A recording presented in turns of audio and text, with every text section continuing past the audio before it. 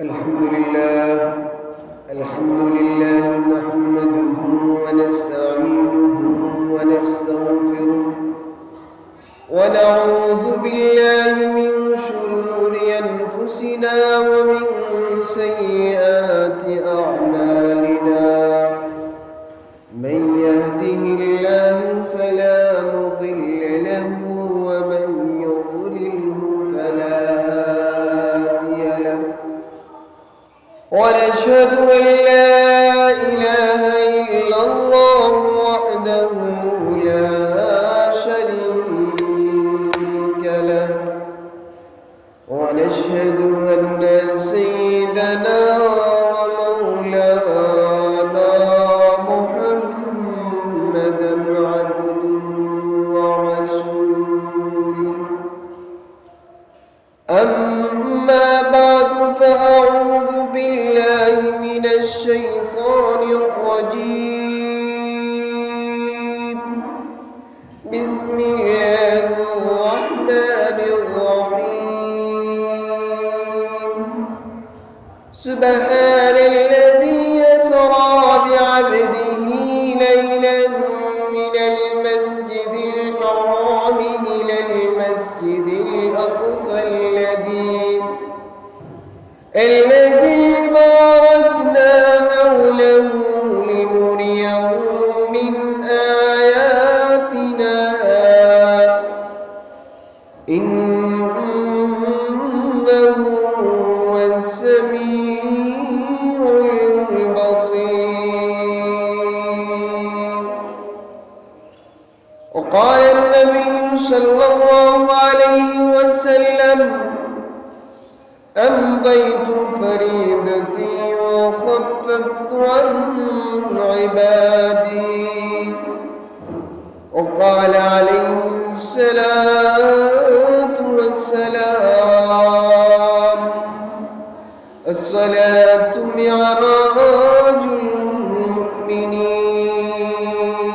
المؤمنين أو كما قال سيدنا رسول الله صلى الله عليه وسلم صدق الله مولانا العظيم وصدق رسوله النبي الكريم ونحن على ذلك من الشاهدين والشاكرين والذاكرين والحمد لله رب العالمين.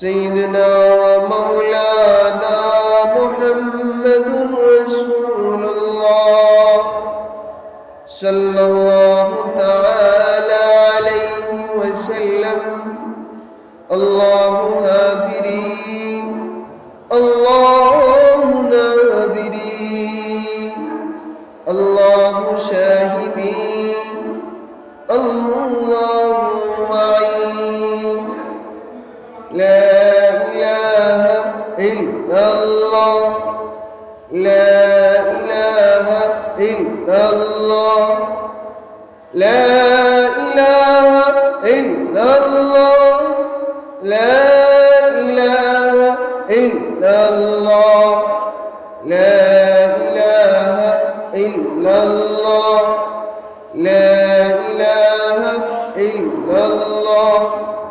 توحدها مگر لا تدلو بے تیرا مسکن تیری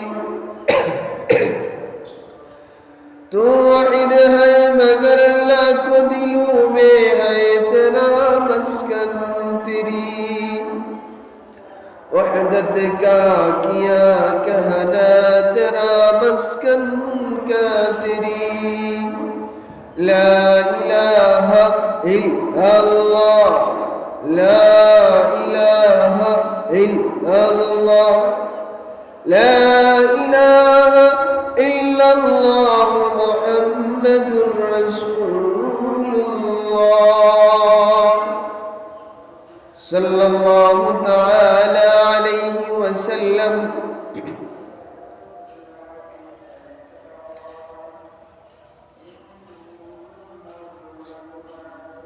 আলহামদুলিল্লাহ, আল্লাহ পাক রব্বুল আলামিনের অশেষ মেহেরবান, অপরন্ত রহমত এবং বরকত, যে আহকামুল হাকিমিন আল্লাহ পাক রব্বুল আলামিন আমাদেরকে সৃষ্টি করেছেন আল্লাহ তাআলার দাসত্ব করার জন্য, গোলামি করার জন্য। আহকামুল হাকিমিন পবিত্র জুমাবার দিন, শুক্রবার দিন আল্লাহর ঘর মসজিদে আসার জন্য তৌফিক দান করেছেন। এই জন্য শুকরিয়া জ্ঞাপন করে আলহামদুলিল্লাহ। বিশ্ব মানবতার দূত, মুক্তির দূত, অন্ধকার থেকে আলোর দিশারি, আকাই নামদার তাজদার মদিনা, সরকারে দো আলম নবী মুহাম্মদুর রাসূলুল্লাহ সাল্লাল্লাহু আলাইহি ওয়াসাল্লামের প্রতি অসংখ্য দুরূদ এবং সালাম। আজ আমি আপনাদের সম্মুখে মহাগ্রন্থ আল কোরআন থেকে সূরা বনী ইসরাঈল এর প্রথম আয়াত তেলাওয়াত করেছি। যেই সূরাখানা 15 নম্বর পারার শুরুতে আল্লাহ পাক রব্বুল আলামিন নাযিল করে দিয়েছেন। এই সূরা বনী ইসরাঈলের মধ্যে অনেক ঘটনা, অনেক আয়াত, অনেক বিধান, অনেক কিছু রয়েছে। আজ আমি আপনাদের সম্মুখে এই সূরা বনী ইসরাঈলের প্রথম আয়াত এবং আল্লাহর নবীর হাদিস পাঠ করেছি। বিষয় মেরাজ সম্পর্কে আজ আলোচনা করব। যেই মাসটা চলতেছে, এই মাসটা হলো মেরাজের মাস, অর্থাৎ রজব মাস, যেই মাসকে আমরা বলে থাকি। এই জন্য আল্লাহর নবী সাল্লাল্লাহু আলাইহি ওয়াসাল্লাম এই মাস যখন আসতো তখন আল্লাহর নবী এই দোয়া পাঠ করতেন, আল্লাহুম্মা বারিক লানা ফি রজব ওয়া শাবান ওয়া বাল্লিগনা রমাদান। আল্লাহর নবী সাল্লাল্লাহু আলাইহি ওয়াসাল্লাম এই দোয়াখানা করতেন, রজব মাস এবং শাবান মাস যেন সুন্দরে কাটে, রমজান মাসটা পর্যন্ত যেন পৌঁছতে পারে, আল্লাহর নবী এই দোয়া করতেন। তো যেই মাস, এই মাসটা হলো রজব মাস। এই রজব মাসের অনেক গুরুত্ব, অনেক মহত্ব, অনেক বরকত রয়েছে। আল্লাহর নবী সাল্লাল্লাহু আলাইহি ওয়াসাল্লামকে আল্লাহ তাআলা কিতাবের মধ্যে পাওয়া যায় যে এই রজব মাসে মেরাজ করাইছিলেন। কিতাবের মধ্যে পাওয়া যায় 27শে রজব আল্লাহর নবী সাল্লাল্লাহু আলাইহি ওয়াসাল্লামকে আল্লাহ তাআলা মেরাজ করাইছেন, ঊর্ধ্ব গগনে নিয়ে গিয়েছেন, 7 আসমানের উপরে। মসজিদুল হারাম থেকে মসজিদুল আকসা পাড়ি দিয়ে ঊর্ধ্ব গগন মেরাজ আল্লাহর নবী সাল্লাল্লাহু আলাইহি ওয়াসাল্লামকে করাইছিলেন। আল্লাহ পাক রব্বুল আলামিন যত পয়গম্বরগণ দিয়েছেন, যত আম্বিয়া কিরামগণ দিয়েছেন, সবার কাছ থেকে পরীক্ষা নিয়েছেন আল্লাহ তাআলা। অনেক নবীকে অনেক পরীক্ষা করেছেন।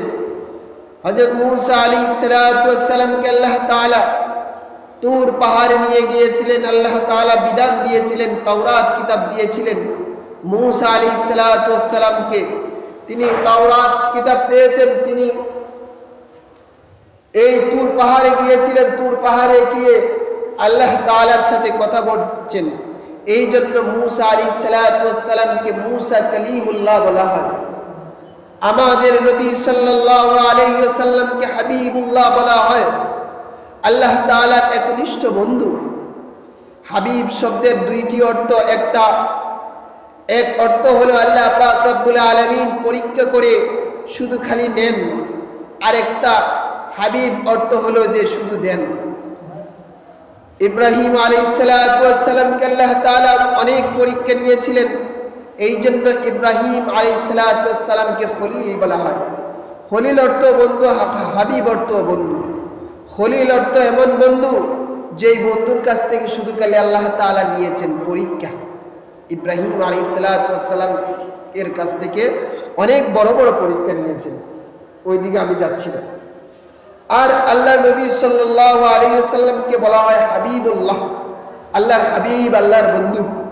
শুধু খালি আল্লাহ তাআলা আল্লাহর বন্ধু মুহাম্মদুর রাসূলুল্লাহ সাল্লাল্লাহু আলাইহি ওয়াসাল্লামকে দিয়েছেন। সুবহানাল্লাহ। কি দিয়েছেন? অনেক কিছু দিয়েছেন। কোরআন দিয়েছেন, যে কোরআনের মধ্যে আল্লাহ তাআলা সব কিছু সবিস্তারে বলে দিয়েছেন। সুবহানাল্লাহ। তো বলতেছিলাম আল্লাহ তাআলা এই মাসের মধ্যে, রজব মাসের মধ্যে আল্লাহ নবী সাল্লাল্লাহু আলাইহি ওয়াসাল্লামকে মসজিদুল হারাম থেকে মসজিদুল আকসার মধ্যে নিয়ে গিয়েছেন।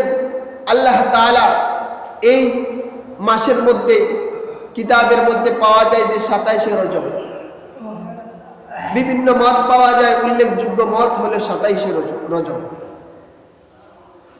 আল্লাহ পাক রব্বুল আলামিন পবিত্র কোরআনে হাকীমের মধ্যে ফরমান, আমার বান্দা হযরত মুহাম্মদুর রাসূলুল্লাহ সাল্লাল্লাহু আলাইহি ওয়াসাল্লামকে আমি আল্লাহ মসজিদুল হারাম থেকে মসজিদুল আকসা পর্যন্ত এক রাতের মধ্যে নিয়েছিলাম। আল্লাহ পবিত্র কোরআনের মধ্যে ফরমান, সূরা বানী ইসরাঈলের প্রথম আয়াতের মধ্যে আল্লাহ বলেন, সুবহানাল্লাযী ইয়াসরা বি'আবদিহি লাইলান মিনাল মাসজিদিল হারামি ইলাল মাসজিদিল আকসা إلى المسجد الأقصى الذي باركنا حوله لنريه من آياتنا إنه هو السميع البصير। পবিত্র ও মহিমাময় সত্তা তিনি, যিনি তার বান্দাকে মসজিদুল হারাম থেকে মসজিদুল আকসা পর্যন্ত রাতের কিছু অংশে ভ্রমণ করিয়ে নিয়ে গিয়েছেন, যেন আল্লাহ পাক রব্বুল আলামিন তার এই বরকতময় জিনিসকে দেখানোর জন্য, নির্দেশনাগুলো দেখানোর জন্য আল্লাহ পাক রব্বুল আলামিন নিয়ে গিয়েছেন। আল্লাহ পাক রব্বুল আলামিন সর্বশ্রোতা এবং সর্বদ্রষ্টা। এই আয়াতের অর্থ বললাম, অর্থ পাইলেন। আল্লাহ পাক রব্বুল আলামিন পবিত্র, আল্লাহ পাক রব্বুল আলামিন মহিমাময় পবিত্র সত্তা যিনি, তিনি তার বান্দাকে মুহাম্মদুর রাসূলুল্লাহ সাল্লাল্লাহু আলাইহি ওয়াসাল্লামকে মসজিদুল হারাম থেকে মসজিদুল আকসা, অর্থাৎ মসজিদুল হারাম হলো মক্কা শরীফ, আর মসজিদুল আকসা হলো বাইতুল মুকাদ্দাস বা বাইতুল মাকদিস, যেটা ফিলিস্তিনের মধ্যে, যেটা ফিলিস্তিনের মধ্যে যুদ্ধ বিগ্রহ হচ্ছে এই রাষ্ট্রের মধ্যে। এটার বরকত, এটার মহত্ব অনেক বেশি মসজিদুল আকসার। এই জন্য কিতাবের মধ্যে এসেছে, আপনি আমি নামাজ পড়ি, এই যে মসজিদে নামাজ পড়তেছি একটা সওয়াব পাবো, কিন্তু এই মক্কা শরীফের মধ্যে গিয়ে যদি নামাজ পড়ে, এক রাকাত নামাজে 1 লক্ষ রাকাতের সমান সওয়াব। এইভাবে মসজিদে নববীর মধ্যে গিয়ে যদি নামাজ পড়ে, 1 রাকাত নামাজ পড়লে আমরা এখানে 50,000 নামাজের সমান সওয়াব। আর মসজিদুল আকসা, এটার কথা হয়েছে 1 রাকাত নামাজ আমরা এখানে পড়তেছি, মসজিদুল আকসা গিয়ে যদি 1 রাকাত নামাজ পড়ি তাহলে 25,000 রাকাত নামাজের সমান সওয়াব। সুবহানাল্লাহ। এতটুক মর্যাদা। এই জন্য মক্কা শরীফ, মদিনা শরীফ, মসজিদুল আকসার মধ্যে মানুষ যায় নামাজ পড়ার জন্য, দেখার জন্য, আল্লাহর নির্দেশ দেখার জন্য, বরকত দেখার জন্য। এতটুক বললাম। আল্লাহ পাক রব্বুল আলামিন এই মসজিদুল হারাম থেকে মসজিদুল আকসার মধ্যে, ফিলিস্তিনের মধ্যে এই মসজিদুল আকসাখানা রয়েছে, যেই মসজিদুল আকসার মধ্যে নবীগণ লালিত পালিত হয়েছেন, নবীগণের জন্মস্থান, নবীগণের বাসস্থান, নবীগণ বড় হয়েছেন, নবীগণের ইন্তেকাল, নবীগণের কবরস্থানও রয়েছে। অনেক বেশিরভাগ নবীগণ আম্বিয়ায়ে কেরামগণের কবরস্থান এই মসজিদুল আকসার পাশে, মসজিদুল আকসার আশেপাশে তাদের কবরস্থান রয়েছে। কিন্তু আজ এই মসজিদুল আকসাকে অবরুদ্ধ করে রেখেছে এই ইসরাইল বাহিনীরা। ফিলিস্তিনের মানুষ, ফিলিস্তিনের মুসলমানদেরকে নির্যাতিত, নিপীড়িত করে তাদেরকে শহীদ করতেছে। তাদের একটাই দাবি, আমরা মরি বাঁচি মুসলমান, মসজিদুল আকসা আমাদের কাছ থেকে আমরা কখনো এই ইসরাইল বাহিনীদেরকে আমরা দেব না। কিন্তু তারা নিতে চায়, তারা এটার মধ্যে অনেক অলৌকিক অনেক কিছু রয়েছে, এটাকে নিয়ে তারা অনেক নষ্ট, অনেক খারাপের দিকে নেওয়ার জন্য তাদের পায় তারা। যাই হোক, আমি ওই দিকে যাচ্ছি না।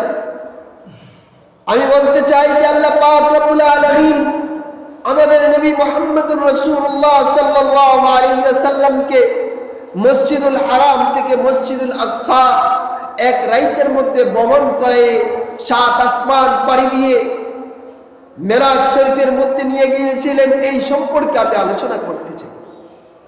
আল্লাহ পাক রব্বুল আলামিন সর্বপ্রথমই বলেন সুবহান, পবিত্র মহিমাময় সত্তা তিনি। আল্লাহ পাক রব্বুল আলামিনকে সুবহান শব্দ ব্যবহার করা হয়েছে।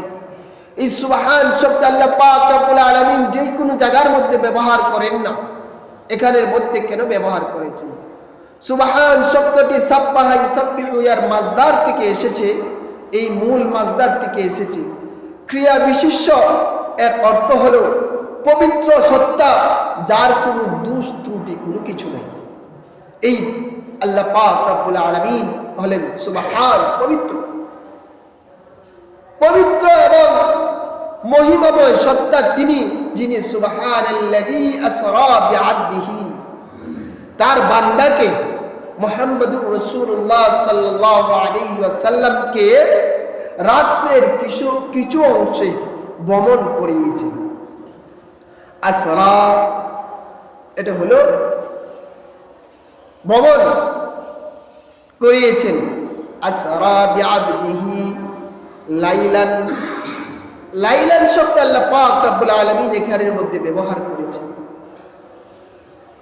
রাতের কিছু অংশে আল্লাহ পাক রব্বুল আলামিন ভ্রমণ করেছেন মুহাম্মদুর রাসূলুল্লাহ সাল্লাল্লাহু আলাইহি ওয়াসাল্লাম।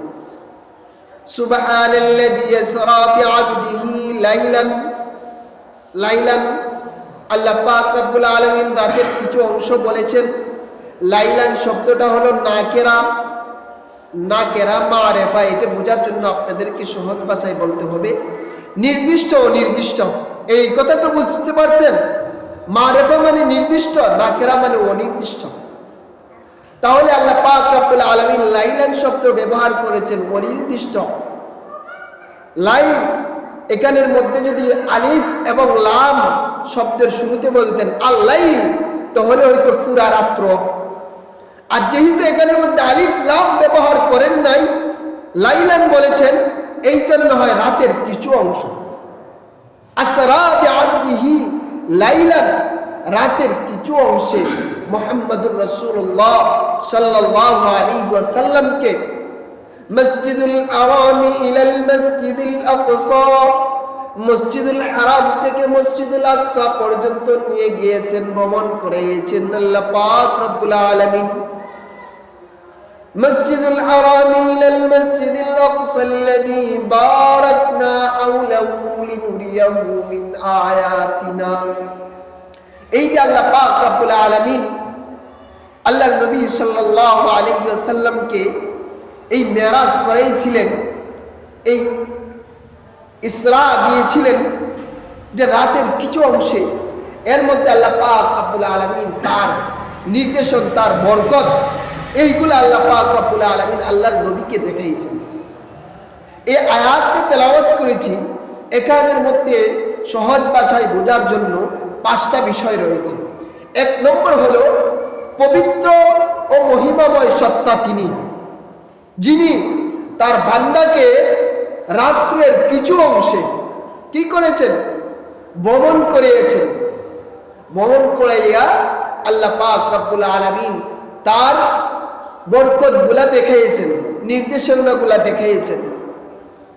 আর আল্লাহ পাক রব্বুল আলামিন পবিত্র সত্তা, তিনি হলেন সর্বদ্রষ্টা এবং সর্বশ্রোতা। তিনি সর্বস্রষ্টা এবং সর্বদ্রষ্টা। এখানে মধ্যে 5টা বিষয় উল্লেখ করা হয়েছে ভাই। এই 5টা বিষয়কে যদি আমরা আলোক করে আলাদা আলাদা করে আমরা আলোচনা করি, তাহলে আমাদের অনেক বোঝার বিষয়। আল্লাহ পাক রব্বুল আলামিন এখানের মধ্যে যেই কোনো জায়গায় সুবহান শব্দ ব্যবহার করেন নাই, কিন্তু এই আয়াতের মধ্যে মুহাম্মদুর রাসূলুল্লাহ তার বান্দা আব্দুন শব্দ ব্যবহার করে সুবহান বলেছেন। আমার বান্দা, আমি পবিত্র সত্তা হয়ে আমার বান্দাকে আমি রাতের কিছু অংশে নিয়ে গিয়েছি, এই জন্য প্রমাণ করতেছি আমি সুবহান শব্দ এখানের মধ্যে ব্যবহার করেছি। আল্লাহ পাক রব্বুল আলামিন আরো বলেন, আসরা বিআবদিহি লাইলান মিনাল মাসজিদিল হারাম ইলাল মাসজিদিল আকসাল্লাযী বারাকনা।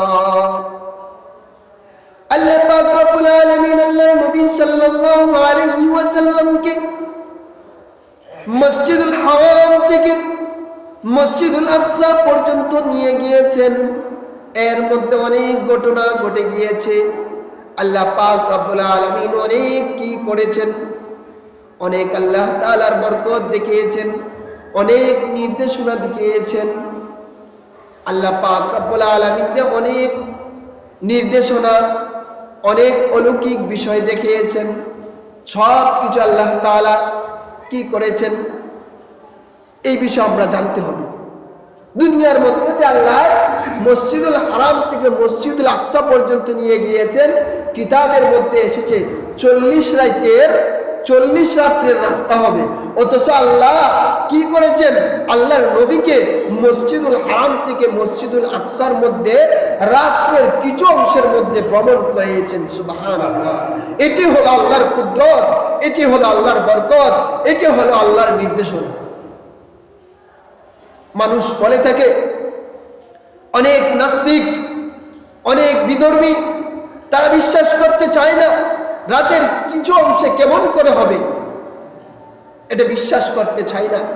অথচ আল্লাহ কোরআনে প্রমাণ করে দিয়েছেন, আল্লাহর নবীকে মসজিদুল হারাম থেকে মসজিদুল আকসা নিয়ে 7 আসমান পাড়ি দিয়ে মেরাজ করিয়েছেন। কোরআন সাক্ষী দেয়, সূরা নজমের আয়াতের মধ্যে রয়েছে। এটাকে নাস্তিক মুরতাদেরা, কিছু বিধর্মীরা এটা বিশ্বাস করতে চায় না। এই জন্য আল্লাহ পাক রব্বুল আলামিন আধুনিক যুগ যত আসে ততই কোরআনের ব্যাখ্যা দিতে, কোরআনের বিশ্লেষণ করতে সহজ হয়ে যায়। হ্যাঁ, আগে হাত দিয়ে ধরে থার্মোমিটার দিয়ে মাপে দেখা যায় তো কতটুক জ্বর হয়, কতটুক কি হয়। এখন এগুলাও ধরতে হয় না, এখন এমন মিটার রয়েছে, তার নিয়ে তাপ দেখলে পরে বোঝা যায় এতটুক তার জ্বর এতটুক রয়েছে। সূর্যের আলো কতটুক উপর থেকে আসে, এই সূর্যের আলোটা পর্যন্ত মাপা যায় যে আজকে এতটুক সেলসিয়াসের মধ্যে রয়েছে, আজকে এতটুক সেলসিয়াসের মধ্যে রয়েছে, এই মিটার দিয়ে মাপা যায়। তাহলে এত দূর থেকে, কত দূর থেকে একটা সূর্যের আলো আসলো, এটাকে তোমরা কি করতে পারো, মিটার দিয়ে মাপতে পারো। রকেট রয়েছে, বিমান রয়েছে, অনেক কিছু রয়েছে, ধূমকেতু রয়েছে। ধূমকেতু 1 সেকেন্ডে অনেক কিলোমিটার চলে যেতে পারে। তোমরা তো বিজ্ঞানী, তোমরা বানাইছো। হ্যাঁ, এই জিনিসটা যদি 1 সেকেন্ডে কত কিলোমিটার চলে যাইতে পারে, তাহলে আল্লাহ পাক রব্বুল আলামিন আল্লাহর নবীকে কেন কি করতে পারেন না, মেরাজ করাইতে পারেন না? প্রশ্ন হলো এটা তোমাদের কাছে। এখন আবার বিশ্বাস করতো না বৈজ্ঞানিকরা, আল্লাহর নবী সাল্লাল্লাহু আলাইহি ওয়াসাল্লাম এর একজন ব্যক্তি আল্লাহর নবী সাল্লাল্লাহু আলাইহি ওয়াসাল্লামকে বলেছিল, আপনি যদি সত্য নবী হয়ে থাকেন তাহলে চাঁদকে দ্বিখণ্ডিত করে দেখান। আল্লাহর নবী সাল্লাল্লাহু আলাইহি ওয়াসাল্লামের শাহাদাত আঙ্গুলের ইশারায় চাঁদ দ্বিখণ্ডিত হয়েছে। এই চাঁদ দ্বিখণ্ডিত হওয়াকে বিশ্বাস করে না, কিন্তু আজ বিশ্বাস করে। যারা চাঁদের দেশে যায়, যাওয়ার পরে আজও গিয়ে প্রমাণ পায় যে আল্লাহর নবীদের শাহাদাত আঙ্গুলের ইশারায় চাঁদ দ্বিখণ্ডিত হয়েছিল, এটার দাগ আজও পর্যন্ত রয়েছে। চাঁদের দেশে যারা যায় তারা এখন বিশ্বাস করে, আগে বিশ্বাস করত। যত ইলেকট্রনিক্স মিডিয়া আসবে ততই কোরআনের ব্যাখ্যা বিশ্লেষণ দিতে সহজ হবে। তো আল্লাহ পাক রব্বুল আলামিন আল্লাহর নবী সাল্লাল্লাহু আলাইহি ওয়াসাল্লামকে মসজিদুল হারাম থেকে মসজিদুল আকসা পর্যন্ত এই মেরাজ করানোর জন্য নিয়ে গিয়েছিলেন। ওখানের মধ্যে মসজিদুল আকসার মধ্যে আল্লাহ পাক রব্বুল আলামিন আল্লাহর কুদরতি মাধ্যমে সমস্ত আম্বিয়া কেরামগণকে এনে আল্লাহ পাক রব্বুল আলামিনের অনুমতি ক্রমে আল্লাহর নবী সাল্লাল্লাহু আলাইহি ওয়াসাল্লাম ইমামতি করেছিলেন। এই জন্য আল্লাহর নবী সাল্লাল্লাহু আলাইহি ওয়াসাল্লামকে বলা হয় ইমামুল মুরসালিন, সমস্ত নবীগণের ইমাম। এইগুলো কোরআন থেকে প্রমাণিত, কোরআনের তর্জমা ব্যাখ্যা তাফসীর বলতেছে। তো বলতেছি আল্লাহ পাক রব্বুল আলামিন এখনো আসমানে পাড়ি দেওয়ার ঘটনা ওই দিকে যায় নাই, এখনো দুনিয়ার মধ্যে ঘটনা বলতেছি। আল্লাহ পাক রব্বুল আলামিন যখন আল্লাহর নবী সাল্লাল্লাহু আলাইহি ওয়াসাল্লামকে নিয়ে যাইতেছেন, যাওয়ার প্রতিমধ্যে আল্লাহর নবী সাল্লাল্লাহু আলাইহি ওয়াসাল্লাম একটা জান্নাতি ঘ্রাণ পাইলেন। জান্নাতি ঘ্রাণ পাওয়ার পর বলতেছেন, জিবরিল আমিন কে সাথে ছিলেন কে? জিবরিল আমিন, জিবরাইল আলাইহিস সালাতু ওয়াস সালাম। জিবরাইল আলাইহিস সালাতু ওয়াস সালামকে বলতেছেন, ও জিবরিল আমিন, এই যে আমি একটা ঘ্রাণ পাচ্ছি, এই ঘ্রাণটা কি? তিনি বলতেছেন, এটা হলো জান্নাতি ঘ্রাণ। আপনি যে ঘ্রাণটা পাচ্ছেন এটা হলো ওই যে ফেরাউনের জমানার ঘটনা। ফেরাউনের দাসী ছিল, ফেরাউনের বাদী ছিল, সে তার দুইটা ফুটফুটে সন্তান ছিল। সে ছিল একজন, বাদীটা ছিল ইমানদার, মুসা আলাইহিস সালামের কাছে ঈমান এনেছিল, এই ইমানদার ছিল, তার দুইটা সন্তান ছিল। কিন্তু ফেরাউন কি করেছে? এই দুইটা সন্তানকে এবং তাকে তেলের কড়াইয়ের মধ্যে কি করেছে? তাদেরকে বাজির মতো করে ফেলছে, পুরাইছে। এই জন্য আল্লাহ পাক রব্বুল আলামিন এদেরকে জান্নাতের পাখি হিসাবে বানিয়ে রেখেছেন। আর ওরা যখন চলাফেরা করে, আপনি যে জায়গা দিয়ে যাচ্ছেন এই কবরস্থানের পাশ দিয়ে ঘ্রাণ করতেছে, এটা জান্নাতের ঘ্রাণ। সুবহানাল্লাহ। এটা মেরাজের যখন নিয়ে যাইবেন ওই রাত্রের ঘটনার মধ্যে এটা যে ফেরাউন ঈমান এনেছিল মুসা আলাইহিস সালামের প্রতি। এই ফেরাউনের বাদী সে বলল, না, আমি হলাম আনা রাব্বুকুমুল আলা, আমি হলাম রব। ফেরাউন মুসা আলাইহিস সালামের অনুসরণকারী ফেরাউনের বাদী বলল, না না, আমি মুসা আলাইহিস সালামকে অনুসরণ করি, মুসা আলাইহিস সালামের রবের অনুসরণ করি। সে বলতেছে, দেখ, তুই বেশি বাড়াবাড়ি করতেছ, যদি করস তাহলে তোকেও আমি ওই তেলের মধ্যে আংরা করব এবং তোর ছেলেদেরকেও করব। করতে পারো, করতে পারো, করো। যখন দুই ছেলেকে এক এক করে তেলের মধ্যে দিল, একবারে পুরে ছাই হয়ে গেল। মা আল্লাহ পাক রব্বুল আলামিন তার জান্নাতের পর্দা খুলে দিয়েছেন, সে দেখতেছে তার দুইটা ছেলে জান্নাতে চলে গেছে। তখন মা বলতেছে, আমি আর লেট করতে চাই না, আমিও এই কড়াইয়ের মধ্যে, এই তেলের মধ্যে কি করতে চাই? আমি লাভ দিতে চাই, তবে একটা শর্ত। বলে কি? যখন আমরা সবাই তেলের মধ্যে কি হয়ে যাব, পুরা হয়ে যাব, তখন আমাদের কবর দিবা, আমার দুইটা ছেলে আমাকে সহ এক কবরস্থানের মধ্যে কবর দিবা। কয় আচ্ছা ঠিক আছে।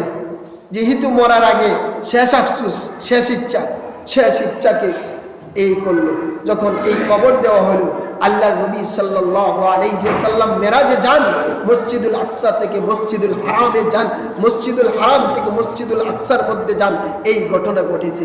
জিবরিল আমিন বলেছেন যে জ্ঞান পাচ্ছেন এটা হলো ফেরাউনের দাসী এবং তার দুইটা ছেলের ঘটনা। তারা ঈমান আনার কারণে এতটুক হয়েছে, কত কষ্ট পাইতে হয়েছে ঈমানের জন্য। আজকে আপনি আমি ঈমান পাইছি, আল্লাহর নবী পাইছি। আল্লাহর নবীর কত কষ্ট করে দ্বীন ইসলামের জন্য দাওয়াত দিয়েছিলেন। আজ দেখা যায় আমরা এইগুলার মধ্যে নাই। ইসলামের কোনো একটা কিছু আসলো, তুমি যাও, হুজুর যাও, আমরা নাই। অথচ ইসলামকে ঝান্ডা, ইসলামের ঝান্ডাকে বুলন্দ করার জন্য আজ মানুষ কত রাষ্ট্রের মধ্যে, কত জায়গার মধ্যে রক্তাক্ত হয়েছে।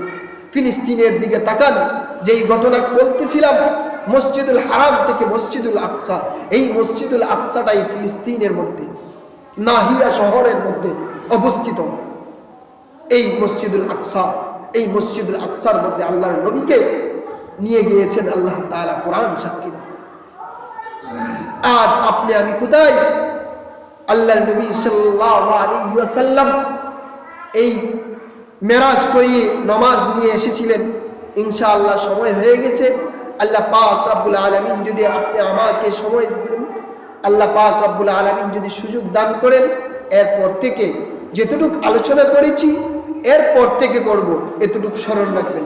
আল্লাহ তাআলা যেতটুকু আলোচনা করেছি এই আলোচনার উপরে আপনি আমি যেন আমল করতে পারি, আমাদের ঈমানকে যেন পাকাপোক্ত করতে পারি, আমাদের ঈমানকে যেন মজবুত করতে পারি। আল্লাহ তাআলা আপনি আমাকে তৌফিক দান করুন। আল্লাহুম্মা ওয়াফিকনা লিমা তুহিব্বু ওয়া তারদা মিনাল কওলি ওয়াল আমালি ওয়াল ফি'লি ওয়ান নিয়্যতি ওয়াল হাদ ইন্নাকা আলা কুল্লি শাইইন কাদির ওয়া আখিরু দাওয়ানা আলহামদুলিল্লাহি রাব্বিল আলামিন।